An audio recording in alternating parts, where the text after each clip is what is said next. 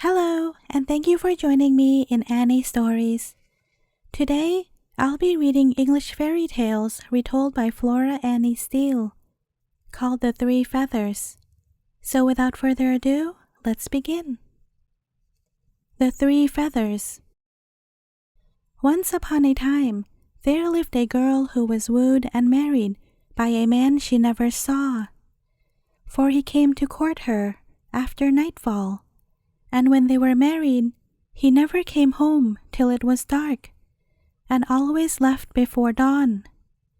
Still, he was good and kind to her, giving her everything her heart could desire, so she was well content for a while. But after a bit, some of her friends, doubtless full of envy for her good luck, began to whisper that the unseen husband must have something dreadful the matter with him, which made him averse to being seen.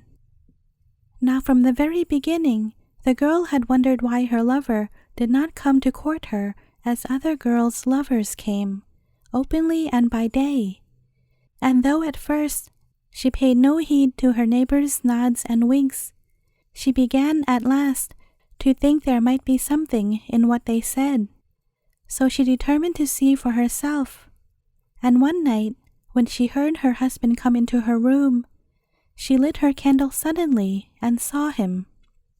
And lo and behold, he was handsome as handsome, beautiful enough to make every woman in the world fall in love with him on the spot. But even as she got her glimpse of him, he changed into a big brown bird, which looked at her with eyes full of anger and blame. "Because you have done this faithless thing," it said, "you will see me no more, unless for 7 long years and a day you serve for me faithfully." And she cried with tears and sobs, "I will serve 7 years and a day if you will only come back. Tell me what I am to do."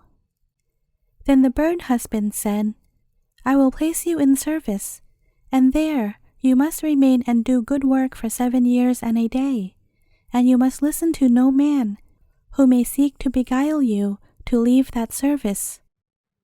If you do, I will never return." To this the girl agreed, and the bird, spreading its broad brown wings, carried her to a big mansion. "Here they need a laundry maid," said the bird husband. "Go in, ask to see the mistress, and say you will do the work. But remember, you must do it for 7 years and a day." "But I cannot do it for 7 days," answered the girl. "I cannot wash or iron." "That matters nothing," replied the bird. "All you have to do is to pluck 3 feathers from under my wing, close to my heart, and these feathers will do your bidding, whatever it may be. You will only have to put them on your hand and say, 'By virtue of these 3 feathers from over my true love's heart, may this be done,' and it will be done." So the girl plucked 3 feathers from under the bird's wing, and after that the bird flew away. Then the girl did as she was bidden, and the lady of the house engaged her for the place. And never was such a quick laundress, for, see you, she had only to go into the wash-house, bolt the door and close the shutters so that no one should see what she was at. Then she would out with the 3 feathers and say, "By virtue of these 3 feathers from over my true love's heart, may the copper be lit, the clothes sorted, washed, boiled, dried, folded, mangled, ironed." And lo, there they came tumbling onto the table, clean and white, quite ready to be put away. So her mistress set great store by her, and said there was never such a good laundry maid. Thus 4 years passed, and there was no talk of her leaving, but the other servants grew jealous of her, all the more so because, being a very pretty girl, all the men servants fell in love with her and wanted to marry her. But she would have none of them, because she was always waiting and longing for the day when her bird husband would come back to her in man's form. Now one of the men who wanted her was the stout butler, and one day, as he was coming back from the cider house, he chanced to stop by the laundry, and he heard a voice say, "By virtue of these 3 feathers from over my true love's heart, may the copper be lit, the clothes sorted, boiled, dried, folded, mangled, and ironed." He thought this very queer, so he peeped through the keyhole, and there was the girl sitting at her ease in a chair, while all the clothes came flying to the table, ready and fit to put away. Well, that night he went to the girl and said that if she turned up her nose at him and his proposal any longer, he would up and tell the mistress that her fine laundress was nothing but a witch. And then, even if she were not burnt alive, she would lose her place. Now the girl was in great distress what to do, since, if she were not faithful to her burned husband, or if she failed to serve her 7 years and a day in one service, he would alike fail to return. So she made an excuse by saying she could think of no one who did not give her enough money to satisfy her. At this, the stout butler laughed. "Money?" said he. "I have 70 pounds laid by with master. Won't that satisfy thee?" "Happen it would," she replied. So the very next night, the butler came to her with the 70 pounds in golden sovereigns, and she held out her apron and took them, saying she was content, for she had thought of a plan. Now as they were going upstairs together, she stopped and said, "Mr. Butler, excuse me for a minute. I have left the shutters of the washroom open, and I must shut them, or they will be banging all night and disturb master and missus." Now, though the butler was stout and beginning to grow old, he was anxious to seem young and gallant, so he said at once, "Excuse me, my beauty, you shall not go. I will go and shut them. I shan't be but a moment."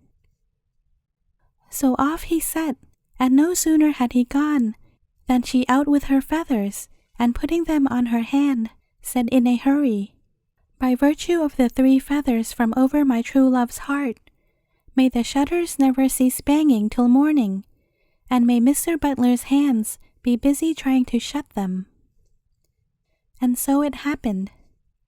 Mr. Butler shut the shutters, but there they were, hanging open again. Then he shut them once more, and this time they hit him on the face as they flew open. Yet he couldn't stop. He had to go on. So there he was the whole livelong night. Such a cursing and banging and swearing and shutting never was until dawn came, and too tired to be really angry, he crept back to his bed, resolving that, come what might, he would not tell what had happened to him, and thus get the laugh on him. So he kept his own counsel, and the girl kept the 70 pounds, and laughed in her sleeve at the would-be lover. Now after a time, the coachman, a spruce middle-aged man, who had long wanted to marry the clever, pretty laundry maid, going to the pump to get water for his horses, overheard her giving orders to the 3 feathers, and peeping through the keyhole as the butler had done, saw her sitting at her ease in a chair, while the clothes, all washed and ironed and mangled, came flying to the table. So, just as the butler had done, he went to the girl and said, "I have you now, my pretty. Don't dare to turn up your nose at me, for if you do, I'll tell the mistress you are a witch." Then the girl said quite calmly, "I look on none who has no money." "If that is all," replied the coachman, "I have 40 pounds laid by with master. That I'll bring and ask for payment tomorrow night." So when the night came, the girl held out her apron for the money, and as she was going up the stairs, she stopped suddenly and said, "Goody me, I've left my clothes on the line. Stop a bit till I fetch them in." Now the coachman was really a very polite fellow, so he said at once, "Let me go. It is a cold, windy night, and you'll be catching your death." So off he went, and the girl out with her feathers, and said, "By virtue of the 3 feathers from over my true love's heart, may the clothes slash and blow about till dawn, and may Mr. Coachman not be able to gather them up, or take his hand from the job." And when she had said this, she went quietly to bed, for she knew what would happen. And sure enough, it did.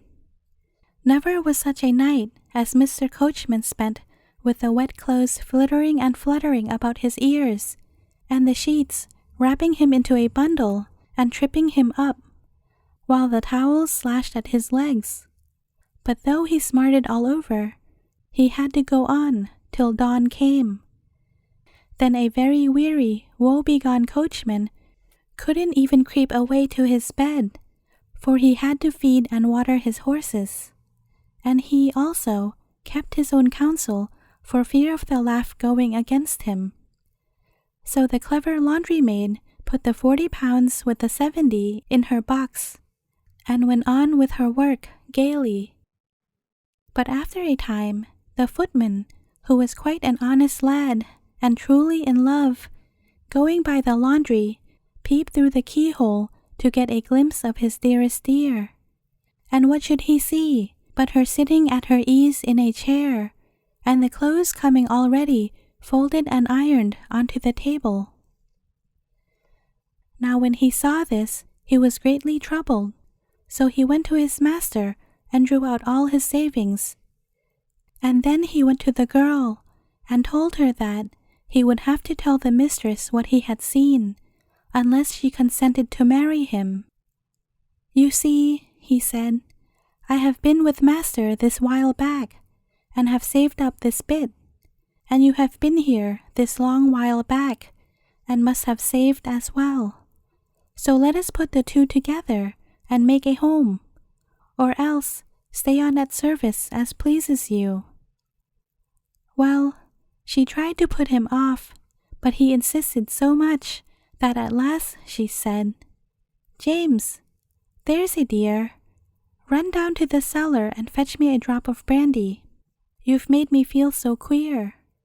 And when he had gone, she out with her 3 feathers and said, "By virtue of the 3 feathers from over my true love's heart, may James not be able to pour the brandy straight, except down his throat."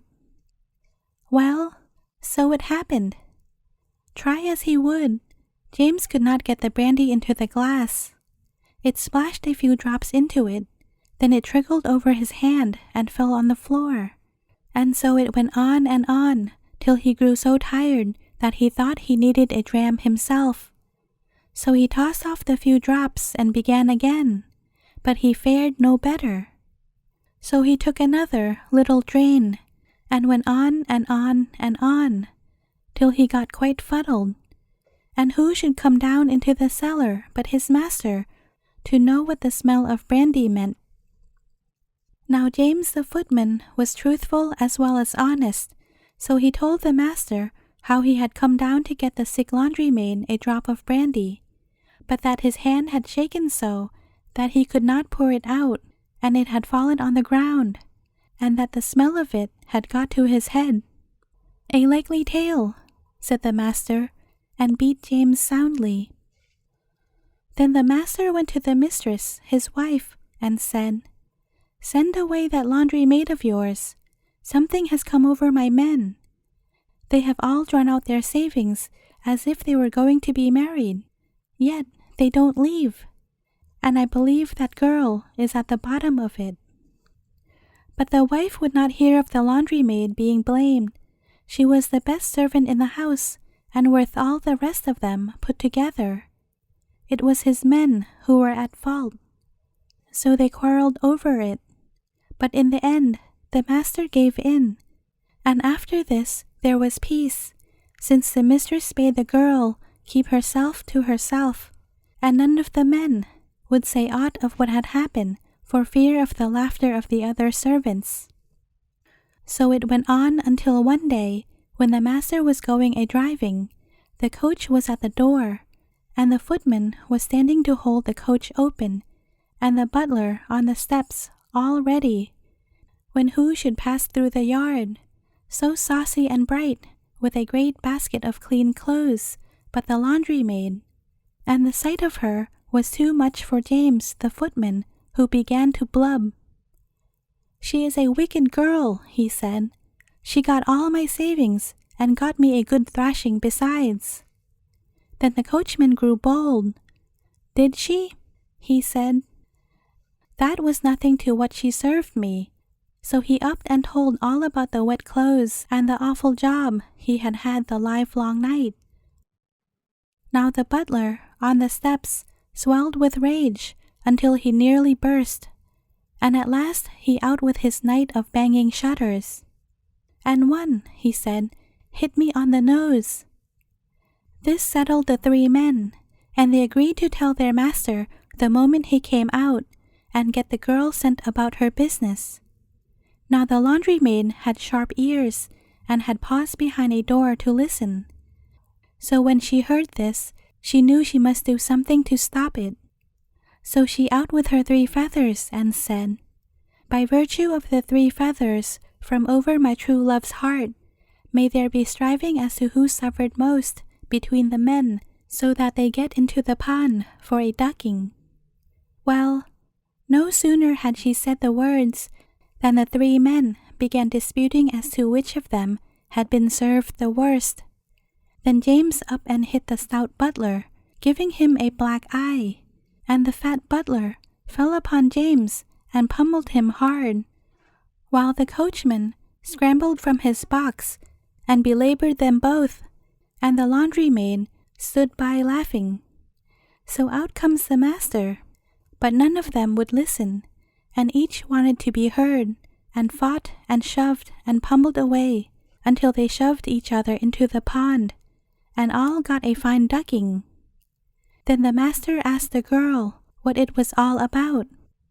She said, "They all wanted to tell a story against me because I won't marry them, and one said his was the best, and the next said his was the best. So they fell a-quarreling as to which was the likeliest story to get me into trouble.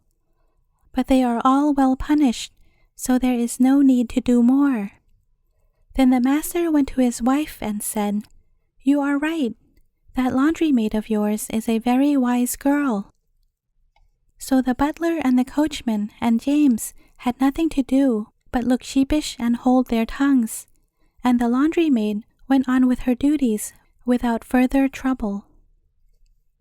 Then when the 7 years and a day were over, who should drive up to the door in a fine gilded coach but the bird husband, restored to his shape as a handsome young man, and he carried the laundry maid off to be his wife again, and the master and mistress were so pleased at her good fortune that they ordered all the other servants to stand on the steps and give her good luck.